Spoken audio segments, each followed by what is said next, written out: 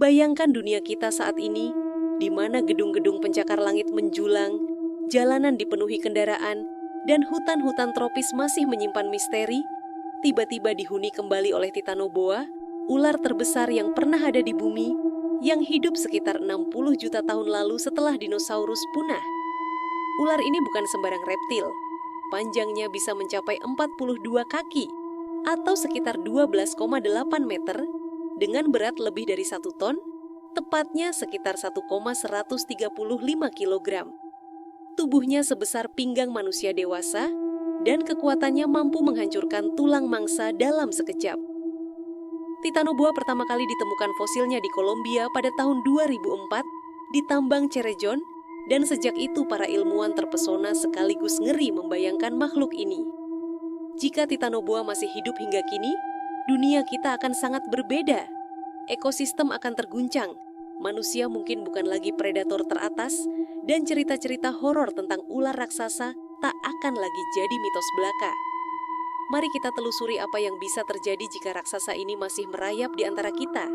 Dari hutan Amazon hingga mungkin ke halaman belakang rumah Anda sendiri.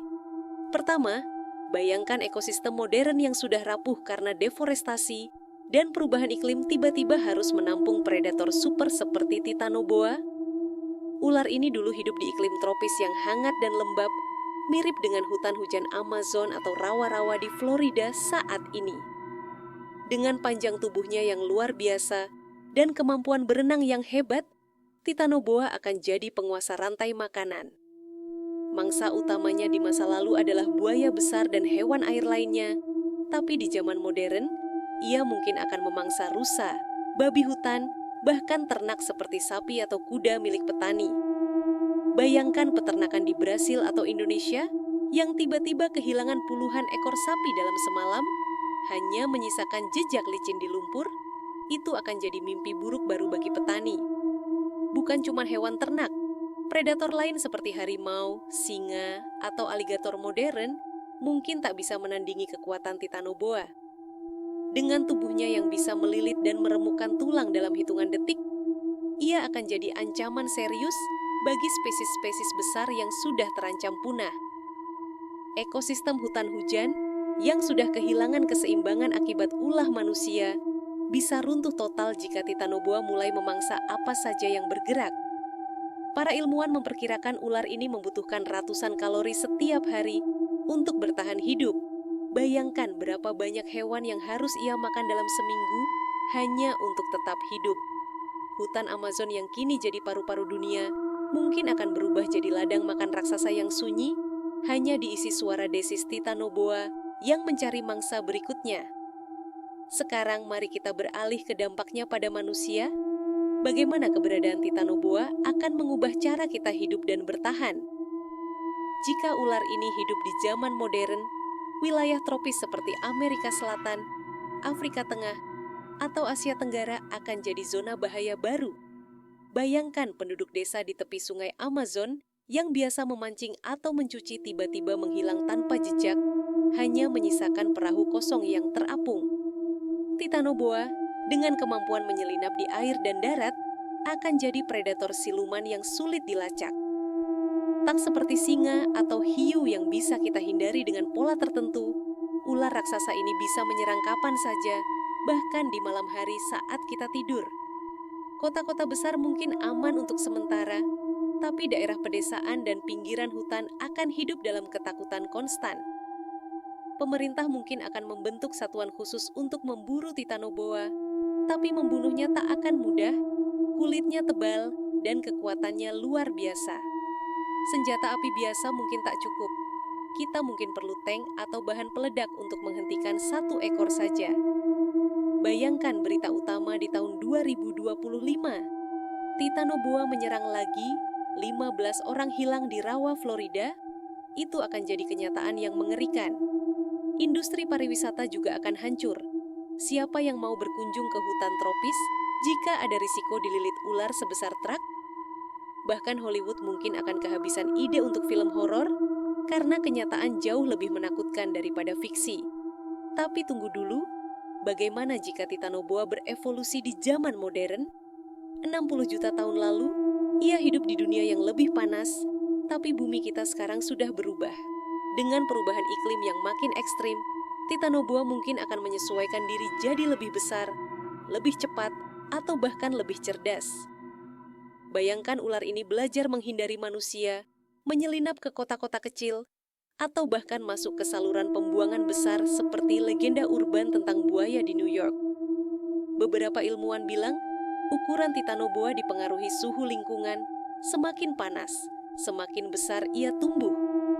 Jika suhu global naik 2 atau 3 derajat Celcius dalam 100 tahun ke depan, kita mungkin akan melihat Titanoboa versi baru yang panjangnya mencapai 50 kaki atau 15 meter. Itu akan jadi monster yang tak terbendung, bahkan untuk teknologi modern. Di sisi lain ada yang bilang manusia mungkin bisa menjinakkannya. Bayangkan Titanoboa jadi hewan peliharaan raksasa atau alat militer. Tapi realistiskah itu? Satu gigitan atau lilitan saja bisa mengakhiri nyawa puluhan orang sekaligus. Militer mungkin tertarik mempelajarinya, tapi risiko kehilangan kendali terlalu besar. Bayangkan Titanoboa lepas di pangkalan militer, menghancurkan segalanya dalam hitungan menit. Dari sisi ilmiah, keberadaan Titanoboa juga akan jadi harta karun bagi penelitian. Fosilnya sudah memberi kita petunjuk tentang iklim purba, tapi spesimen hidup akan membuka pintu ke penemuan baru tentang biologi reptil, evolusi, dan adaptasi. Universitas dan lembaga penelitian mungkin akan berlomba menangkapnya hidup-hidup, tapi itu akan jadi misi berbahaya. Bayangkan tim ilmuwan dengan jaring dan obat bius berhadapan dengan ular seberat 1 ton yang marah. Industri hiburan juga akan ikut kecipratan. Acara TV tentang perburuan Titanoboa atau dokumenter National Geographic akan booming, meski dengan risiko nyawa kru yang tinggi. Tapi di balik semua itu, ada pertanyaan besar. Bisakah manusia hidup berdampingan dengan makhluk ini? Sejarah membuktikan kita sering memburu apa yang kita takuti. Harimau, beruang, dan hiu sudah jadi korban. Titanoboa mungkin akan bernasib sama, diburu hingga punah lagi oleh manusia modern yang tak mau saingan di puncak rantai makanan. Bayangkan ekspedisi besar-besaran dengan helikopter, drone, dan senjata berat hanya untuk membunuh 1 ekor. Itu akan jadi perang kecil antara manusia dan alam. Tapi jika kita gagal mengendalikannya, populasi Titanoboa bisa melonjak, terutama jika mereka berkembang biak cepat seperti ular modern. 1 betina bisa bertelur puluhan butir, dan dalam beberapa dekade, hutan tropis bisa dipenuhi ratusan Titanoboa muda yang lapar. Itu akan jadi skenario kiamat kecil bagi wilayah tertentu. Bayangkan Jakarta atau Manaus dikelilingi ular raksasa yang tak kenal takut. Di sisi lain, ada yang bilang Titanoboa bisa jadi penutup celah ekosistem. Mereka bisa memangsa spesies invasif seperti babi hutan atau ikan lele raksasa yang merusak lingkungan. Tapi harganya terlalu mahal. Kehilangan nyawa manusia dan ternak tak akan sebanding dengan manfaat itu. Dari sisi budaya, Titanoboa mungkin akan jadi legenda baru. Cerita rakyat tentang ular dewa atau penjaga hutan akan bermunculan, seperti mitos naga di masa lalu. Anak-anak mungkin akan takut tidur tanpa lampu, dan orang tua akan melarang mereka main di dekat sungai. Agama dan spiritualitas juga bisa terpengaruh. Bayangkan sekte yang menyembah Titanoboa sebagai simbol kekuatan alam, atau kelompok yang menyebutnya pertanda akhir zaman. Pada akhirnya, keberadaan Titanoboa akan menguji batas kemampuan manusia untuk bertahan dan beradaptasi. Teknologi kita canggih, tapi melawan makhluk purba sebesar ini akan jadi pertarungan antara kecerdasan dan kekuatan mentah. Jadi apa yang akan terjadi jika Titanoboa masih ada? Mungkin kita akan jadi spesies yang lebih waspada, lebih takut pada alam, atau malah lebih kejam dalam memburu ancaman. Yang pasti, dunia tak akan lagi sama. Setiap desis di semak-semak akan bikin bulu kuduk berdiri, dan kita akan selalu bertanya, apakah itu cuma angin atau Titanoboa sudah dekat?